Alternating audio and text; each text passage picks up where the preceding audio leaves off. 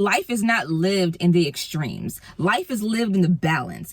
And you have to be able to find that balance that works for you and your life and your financial journey. Hey, I'm Shari K, and on this channel, we discuss purposeful living and personal finance to help you live a full, wealthy life.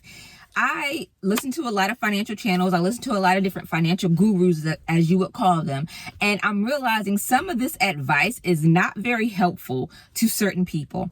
And when I see some comments and I see people like interpreting the advice or taking the advice and it not really benefiting them or in their best interest, it makes me a little concerned. So this video right here, I want to point out in this video 3, common financial things that I hear the financial experts, gurus, or anybody saying, and then just give you a little context on who that piece of information is for, who that piece of information would best benefit, and how you possibly can apply it in your life. Okay, now when people are giving you information, I want you to know that that information is not unbiased. That information is tagged to their beliefs, their values, their experiences. It's tagged to them. So you have to really step back, take a look at the person as in whole, and see from where they are giving you this information, and then where are you on the receiving end to be able to apply this information to your life. And I'll give you an example. There's the argument or the debate, however you want to say it, of is it better to save or is it better to make more? Another way to put it, should you decrease your expenses or should you increase your income? And what I say to that is, what's more important? Is it more important for you to breathe out or is it more important for you to breathe in? There's no right answer to that. Both are equally important if you want to live. The same with your finances. Both are equally important if you want to move up in these financial levels. If you want to increase your financial future, you have to be able to both decrease your expenses and increase your income. Focusing only on decreasing your expenses keeps you in a scarcity, limiting, frugal mindset, because you're always looking for, how can I spend less? How can I shrink myself in order to, live? How can I shrink myself in order to make my financial life successful? Only focusing solely on how you cannot spend money, in my opinion, really limits your quality of life. Now, unless that's your thing and you're just completely happy and fulfilled within that space, then do you. There's no judgment here at all. My hesitation is that people only focus on saving more and they put themselves in almost a box where the things that cost more, that are possibly enjoyable, they abstain from those things, when I don't feel that is a good method to a full, wealthy life. I don't. Now, on the other hand of it, if people say you just got to make more, and they don't focus on decreasing their expenses, they're just on an unending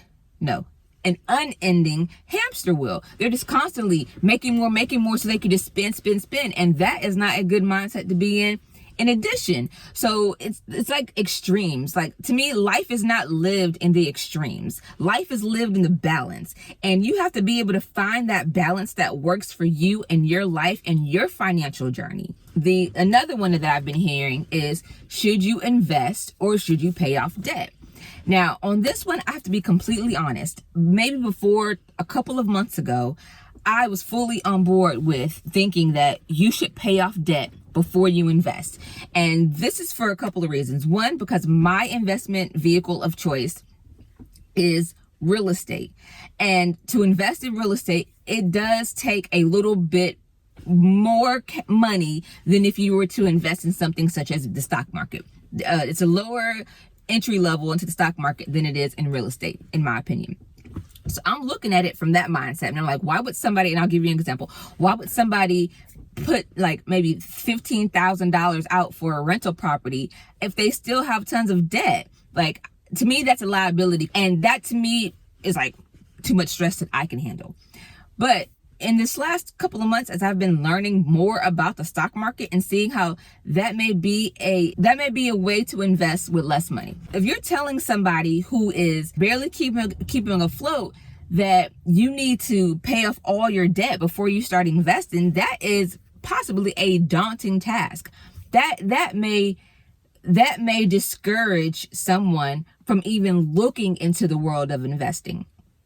And what I've realized is that, like, with investing in anything, but I'm specifically talking about the stock market, it causes you to like research, if you're doing it the way that I'm learning how to do it, by doing the fundamental analysis of companies. It causes you to like dig into what's going on with the economy, how to research. And I think that just that thought process alone, is like lifting to me. That to me, like if there's somebody out there and they're just not anywhere on their financial journey, just like a thought in their mind that they want to be better with their finances, but then they hear all this stuff, oh, you gotta pay all your debt off, you gotta do all this, that might discourage them from actually pulling themselves up, because they feel like, well, this is just too much to do, I'm just going to keep living life the way that I'm living life. So I don't agree anymore that you need to pay off all your debt before you invest. You need to find that balance that works for you. Now, like I told you, life is not lived in the extremes. So I wouldn't have just an astronomical amount of debt and then invest and not understand, invest and not understand how to invest. I wouldn't do that. But there's a balance there where you can set up a plan to work to pay off your debt, and also set up an investment plan to how you're going to start investing, or researching the companies you want to invest in, or researching real estate, the thing that you want to invest in. The research part, to me, it takes time. And you can do both. You can pay down your debt and also research the things that you want to invest in. They don't have to come one after the other. Should you save 6 months of expenses before investing? This is another debate that I've heard. And this is kind of similar to the second one. And I say, maybe before 2 months ago, I would have said, yeah, save 6 months of expenses. And even before a video I did, I was telling them, I was saying, save about a year if you're going to quit your job. And that is coming from a safe place. And sometimes safe will not make you money.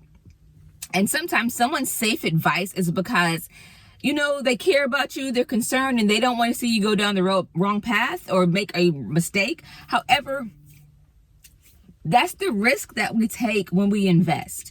When I learned to invest in real estate, the people that I was learning from, they said, do not invest all of your money in a real estate deal. Don't do that, this and this. And I heard that, but to me, I did not apply that, because at that state, when I was first starting to invest in real estate, I felt like that was my only way out. I felt like if I did not put my money in real estate, I was going to be tied to a job for like 35, 40 something years. And that thought was scarier to me than the thought of losing the money that I had at that time. So at the time when I first started investing in real estate, I put every last dime I had into real estate, into a real estate deal. And I would not advise somebody else to do that.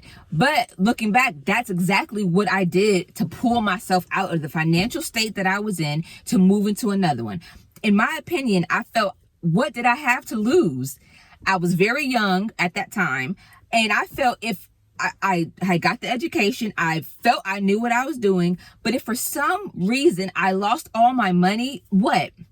I would just work. I would make more money. I'm still employable. I still have skill sets. I still have knowledge. I felt at that time that it wouldn't be hard for me to recoup my money if I lost that money on that deal.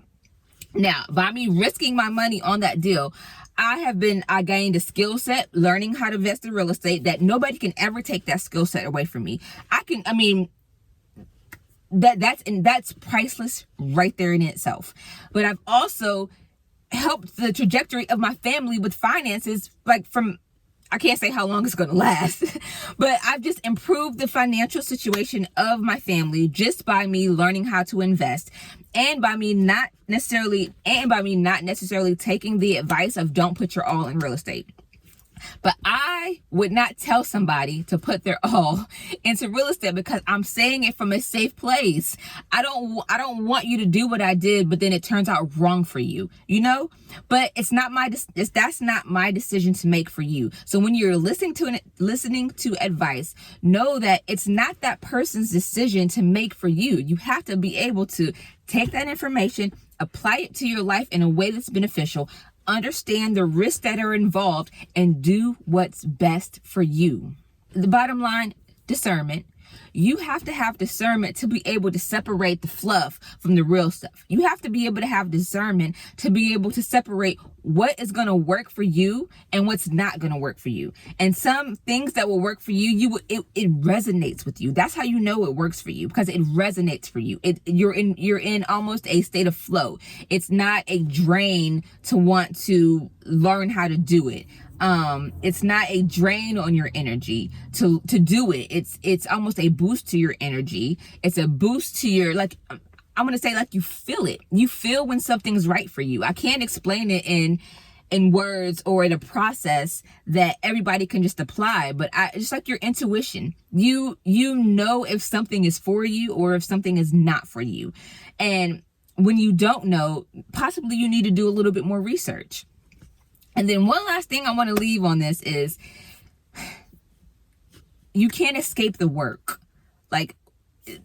With all of these methods, trying to improve your finances, whatever your goals are, you can't escape the work to it.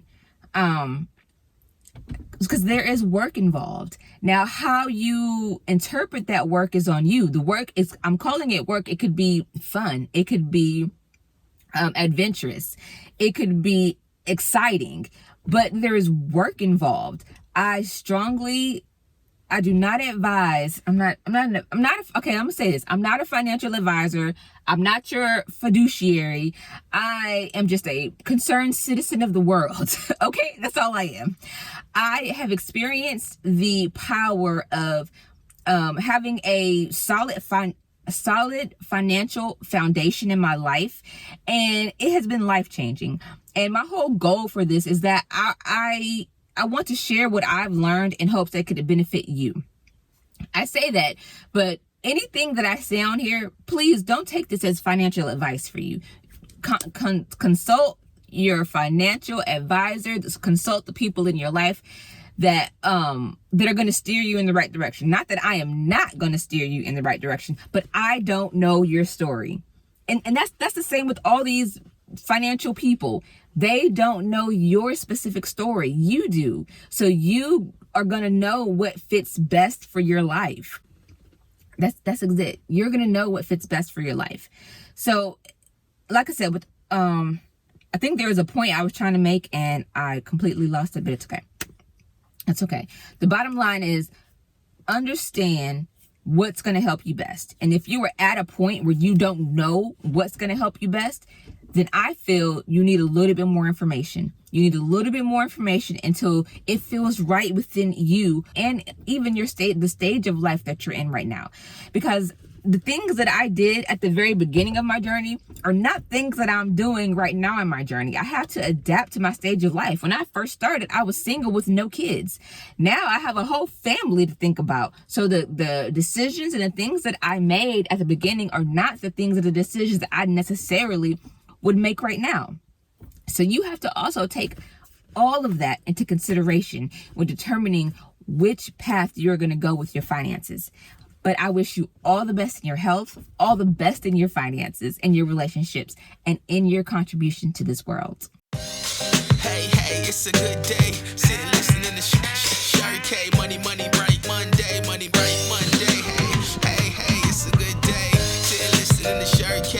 Money, bright Monday.